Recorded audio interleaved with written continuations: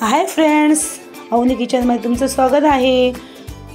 आज आपण पाहूया शेवया आणि साबुदाण्याची खीर। ही खीर खूप छान होते, मस्त होते। हे पहा, एक वाटी शेवया घेतले आहेत, एक वाटी छोटी साबुदाणे घेतले आहे आणि ते 2 तास भिजत ठेवले होते। एक वाटी साखर घेतली आहे, चिमूटभर मीठ, वेलची पावडर, तूप घेतला आहे, हा वाटी काजू आणि बदामाचे तुकडे घेतले आहे आणि अर्धा लिटर दूध घेतलं आहे। हे पहा, कढई आपली छानपैकी गरम झाली आहे। त्याच्यामध्ये तूप घालून घेऊया आणि शेवया घालून घेऊया। छानपैकी कलर चेंज होईपर्यंत भाजून घ्यायचे। हे पहा, शेवया आणि साबुदाण्याची खीर खूप छान होते। तुम्ही पण नक्की करून पहा आणि काजू आणि बदामाचे तुकडे घालून घेऊया। ते पण छानपैकी भाजून घेऊया। एकजीव करून घ्यायचे आणि गॅस असं ठेवायचा, अजिबात स्लो नाही करायचा। त्याच्यामध्ये दूध घालून घ्यायचं,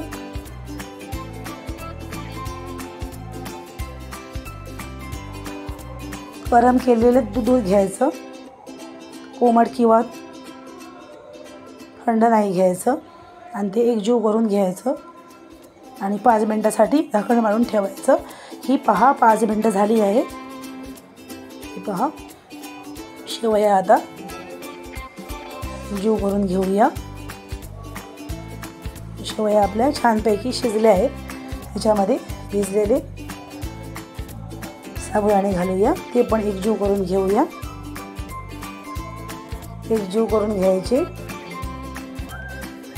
छानपैकी। हे पहा,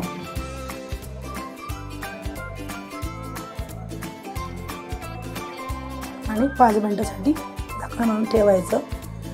ही पहा, आपली 5 मिनिटं झाली आहे। आता पुन्हा एकजीव करून घ्यायची। आता होऊया, साबुदाणे आणि शेवया शिजल्यात, शिजले आहेत साबुदाणे आणि शेवया। ह्याच्यामध्ये 1 वाटी साखर घालून घ्यायची, वेलची पावडर आणि मीठ चिमूटभर, ते पण एकजीव करून घ्यायचं।